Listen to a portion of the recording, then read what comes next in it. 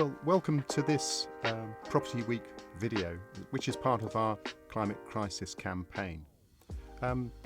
This whole series of videos is looking at how the property industry can take action on sustainability. Now, at the moment, we're in a period of political and economic instability I think none of us would have expected just a year ago. And the topic of our conversation today is to understand how those macroeconomic factors are influencing the plans that companies in the property sector have to enact sustainability plans and to reach their net zero goals. Now, obviously, businesses can't function while insolvent. Those economic factors have to take precedence many times. But climate crisis isn't going away. We have to continue to focus on that. So to discuss these topics, I'm delighted to be joined today by Katie Whipp, who's the head of the UK for Deepki. Katie, perhaps you could say a few words of introduction so our viewers can understand who you are and where you're coming from. Yeah, absolutely. So I'll introduce Deepki in the first instance. So Deepki is unique in the sense that it brings together ESG data, preferably automating that to support the industry around such a big conglomerate of data that's out there. And it seeks to visualize that within a SaaS platform and then on the back of that support the commercial real estate sector with their onward journey in terms of targets for ESG, but equally that big net zero carbon target that is looming over all of us. In terms of myself, as you've said, I'm head of Deepki UK. I joined the business just over 18 months ago, and my role there has been fairly multifaceted in the sense that I've been responsible for establishing and scaling our physical UK business, but equally working closely with our client base that is growing on an almost daily basis to support them around how our SaaS platform and team of experts on the ground in the UK, but also in the business globally, can support them with their transition to net zero, but equally accelerate that wider ESG journey which everybody is on. And as I said in my introduction, we can't ignore the economic factors, and a lot of people will obviously be distracted by uncertainty and perhaps might be tempted to shelve some of those sorts of things which perhaps they feel sustainability can be put on the back burner. What would you say to those people? Yeah, really good question. We do get it ever more. I think it's important to not acknowledge the scale of the challenge at hand when it comes to real estate and particularly the decarbonisation piece.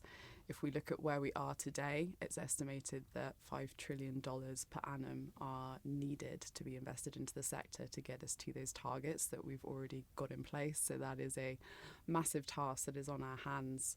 And I think equally, if you bring it into the topics of today, particularly the energy crisis, there is a huge amount that business is already feeling from that. We conducted some research recently ourselves to the European asset management market to understand sort of their sentiment around the energy crisis, and actually 53% of them confirm with us that I think it was thereabouts they'd seen at least a 51% increase in the cost of energy across their portfolio, with actually 18% of that group seeing an increase of 71 to 90%, which is huge. So I think it's important to note that the climate crisis and actually the financial side are hugely interrelated, and that's ever going to get closer and closer as we move through the years that are coming.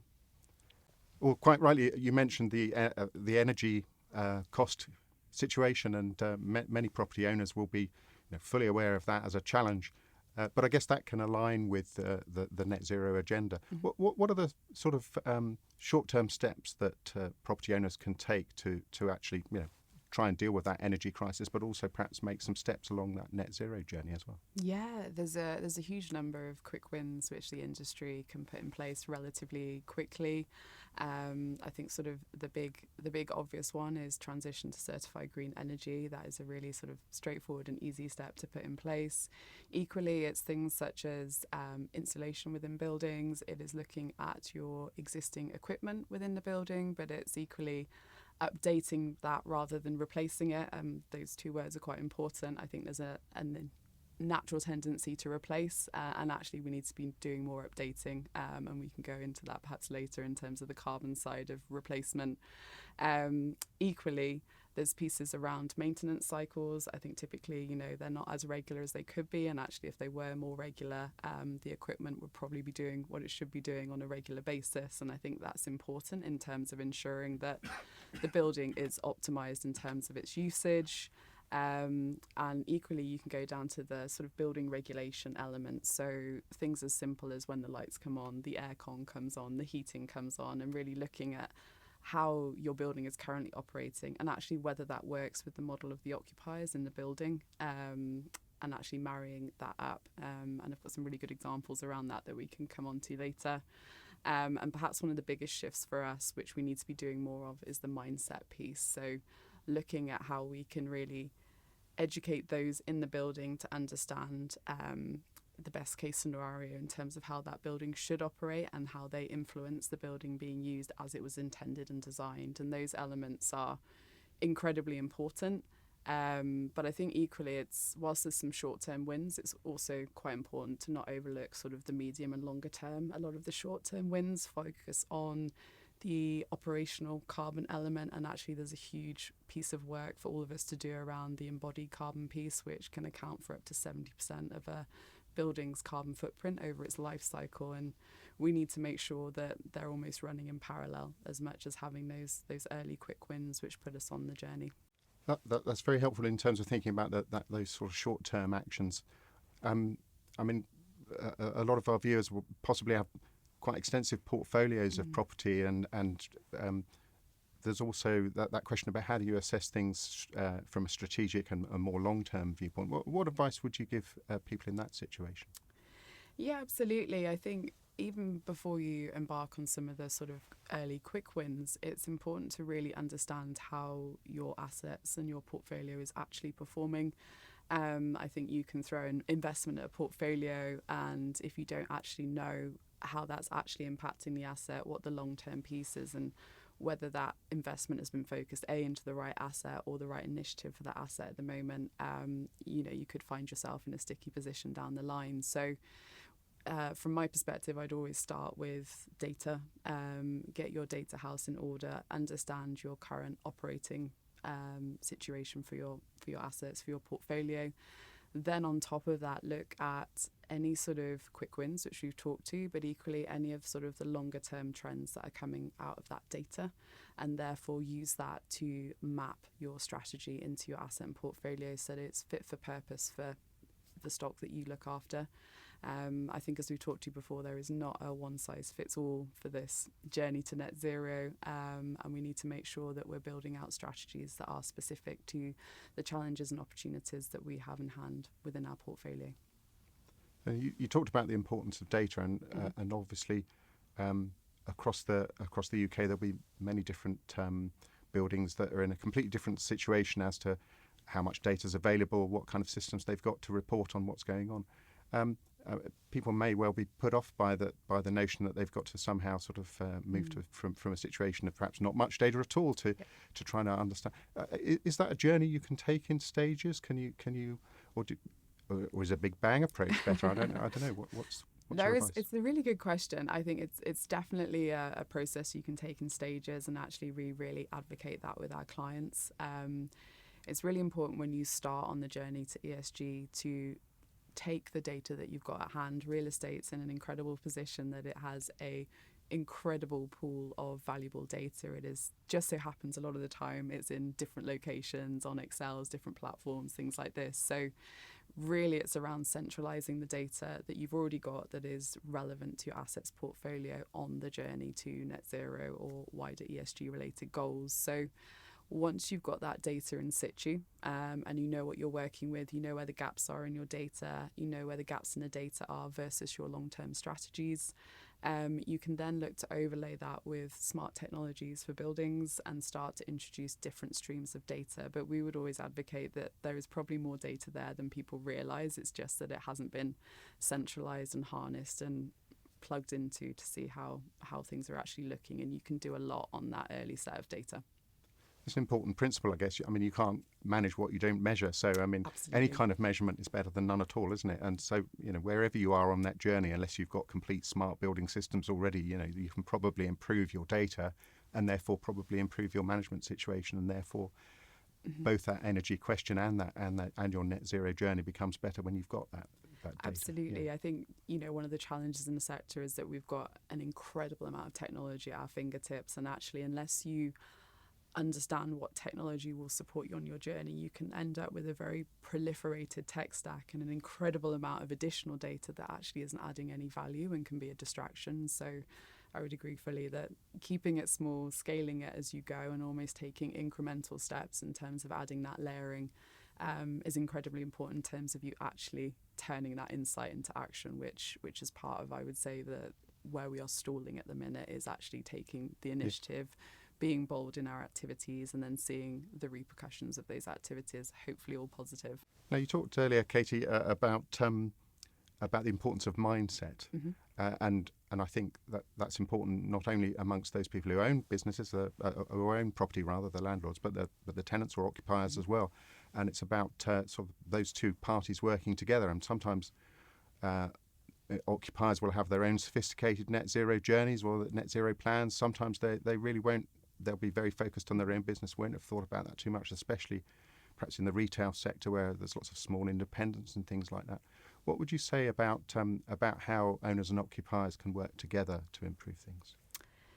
Yeah, I think this calls to sort of inherently to the collaboration piece. I think it's something that has got better, certainly that I've seen in the last couple of years. And we've actually, in the work that we do and the landlords that we support, seen a huge uptick in terms of occupiers being really inquisitive to the data about the building, how they're using the building, ideas around how they could be more efficient in terms of the space that they have. So I think we're seeing that narrative come up from the occupier, and equally the landlord is becoming more comfortable with sharing. Transparency is probably one of the biggest tools we can be using. It's probably one of the most obvious ones, but the more transparent we are with the data, how buildings are performing, but equally our responsibilities in terms of that insight, the easier it will be to bring everybody together and actually take responsibility for the building as a whole and their role in terms of the journey of that building. I think certainly from an occupier perspective, the sort of sustainability side is actually driving a lot of the talent attraction. So there's bigger implications around how occupiers, I guess, and employers and things like this are looking at it. So I think that transparency and collaboration piece is really important. And then I think equally there are some levers out there. Green leases, we're seeing a huge rise in. But I think on the top of the green lease piece, actually, it is that dual commitment. And I think the closer we get to sort of more commitments, more co-benefits and things like this, the faster it will move. But I think we've seen huge inroads in terms of that stakeholder group becoming much tighter. And equally within that as well, you've got the property manager who sort of sits at the heart, and actually they're incredibly important as well in bridging that gap between those particular stakeholders as well. I guess one of the ways that occupiers are influencing this agenda as well is that they can vote with their feet. They may well leave a property if they don't think it's up to speed, and equally when they come to move, they're looking for those top credentials, aren't they? So it's not something people can ignore from that perspective either, is it? No, it's incredibly competitive, and I think when you look at sort of trends, particularly after the pandemic, people are looking for shorter leases, but equally occupiers are asking a lot more from their landlords in terms of longer term plans around the assets, more in terms of community, so the social side, but equally they're looking outside of the building and really wanting to understand how that asset is impacting the environment in which it sits. And I think really you're seeing that sort of greater education, but equally I think all of us as individuals actually have become more aware and more accountable to our actions and the impact in terms of climate. So I think all of that sort of merging together very positively in terms of the conversations we're having now. You mentioned the role of property managers there also in that answer, and again thinking about the economic situation that we're in and all the imperatives we have to deal with. What should property managers be doing in this situation? What's their area of focus from your perspective? Yeah, I think property managers, I think, are the absolute guardians of buildings in many ways. I think they're probably at times incredibly undervalued in terms of the roles that they do. They're almost the heartbeat of the building, particularly when it comes to sustainability, because in terms of those quick wins that we talked about earlier, but equally seeing momentum around those medium and long term plans on behalf of the landlords, but equally supporting the occupiers. They are the drivers behind that. They are on the ground with the facilities managers and seeing these things through, but equally, they're in close proximity to the data. They're seeing the realities of how things are evolving. So they're a huge source of information around how assets can be improved, and equally sharing that best practice across not only the portfolio that they're looking after, but equally within the industry, full stop. Well, I suppose that underscores the importance of communication in all of the chain, all the way from the front end of occupiers to the back end of the owners. That if there isn't good communication amongst all of the people involved, that's where you get things fall between the cracks, I suppose. So again, that's about data and understanding, isn't it? Yeah, absolutely. I think communication and that education piece is a huge area for us. I think historically, as we know, ESG has been seen sort of as an advantage. I would say pre-pandemic, it's sort of a competitive advantage, adding value to assets, and in reality now it's very much shifted to a non-negotiable. It's an absolute, and I think that's what's really important, and we need to increase that education so that we're not, as individuals, holding back on great ESG initiatives. We need to be sharing those, but equally those things that we've learned from as well. So I don't want to say failures, because actually it's still the fact that you've taken a step and perhaps it's not worked is still really positive. So I think these are the kind of things we need to be sharing, but equally, if we go back to the occupier community, we also need to make the journey relatable. There's a lot of acronyms in real estate to do with ESG. ESG itself is one, and actually translating it into meaningful, relatable, I guess, savings that are in their lives is really important as well to get the traction. Jargon? Surely not. One of the questions, some of the feedback I often get from Property Week readers is the situation in London is not the same as the situation in Leeds or Newcastle. There are big regional differences in the values of properties and the rents that you can command, and yet perhaps the cost of a retrofit is going to be the same whether it's in the middle of London or in the regions. How do people grapple with that question about basic affordability if they're in an area where they don't have the luxury of London rates? Yeah, really, really good question. I think a lot of it actually, and a lot of the conversation feels quite polarised to London, or I've not left London enough recently. But when you look at the capital flow into London and the ease that almost has, nothing about ESG is easy, but there is a greater opportunity for initiatives to be put forward. And I think there's also a responsibility. The challenge with some of the retrofitting agenda is that it is expensive, but the more we're doing it, investing into it, understanding it, the more economical and accessible it will become to everybody. And that's what's important. If you look to the regions where there's a lot of secondary and tertiary assets, rents are challenging, particularly out of the pandemic. You're seeing a lot of reduction in people taking office space, vacant buildings, etc. So really it's a responsibility as well on banks and lenders to think about how they support the transition of those assets. Perhaps even more importantly, there's a lot of sort of conversation around proximity or obsolescence of assets from big portfolio owners, and actually doesn't really solve the problem if you flip the asset. It just extends it to someone else, and in reality what we need to do is take responsibility and look at sort of the wider group of stakeholders that influence the real estate sector and how they can facilitate the accessibility of retrofitting and the initiatives that follow. I think equally there's a piece on valuations in terms of supporting that forward looking and helping people on the journey around, if you look at these initiatives, they go into place, this is the value that we're looking at, therefore correlating that with the banks, the lenders, etc. And equally there's a piece around legal and insurance. If we look at retrofitting and recycling, reusing materials, there's a challenge there as well in terms of the rising costs associated with that and the quality of the materials. So there's quite a big bit to unpack there, but the more we jump into retrofitting, the more accessible it will be to everybody, and tackle the issue and the fact that there's a huge amount of stock out there that we need to deal with.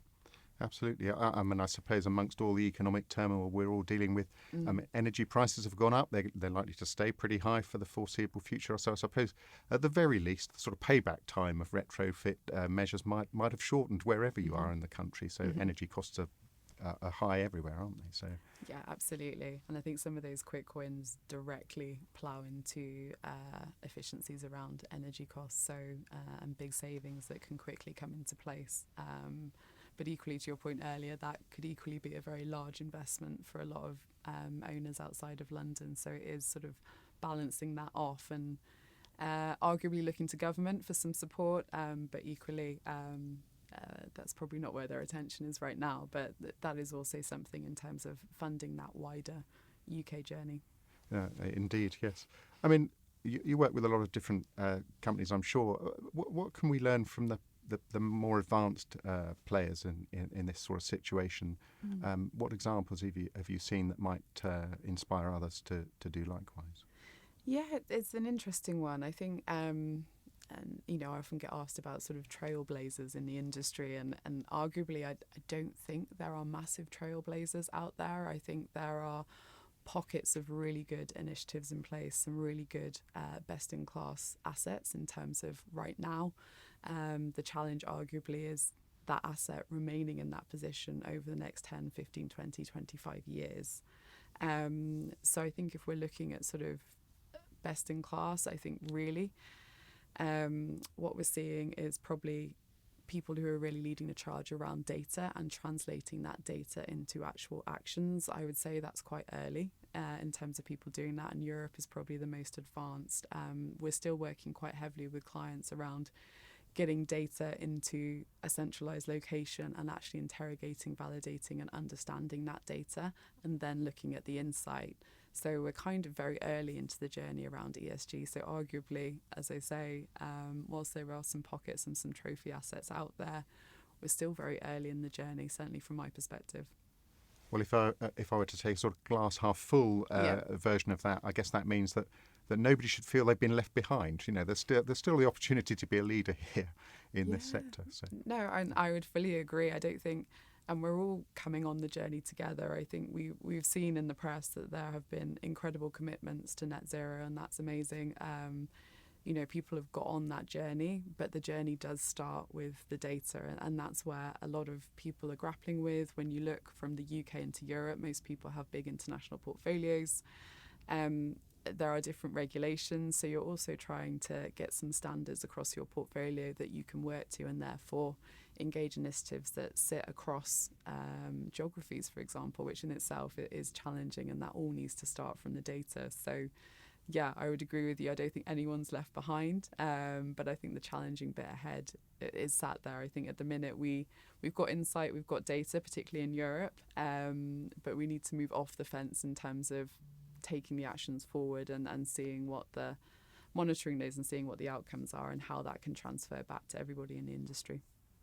I suppose the biggest pitfall would probably be to not do anything, to sit on your hands at the moment and be distracted by perhaps events in Whitehall, which have been distracting this year.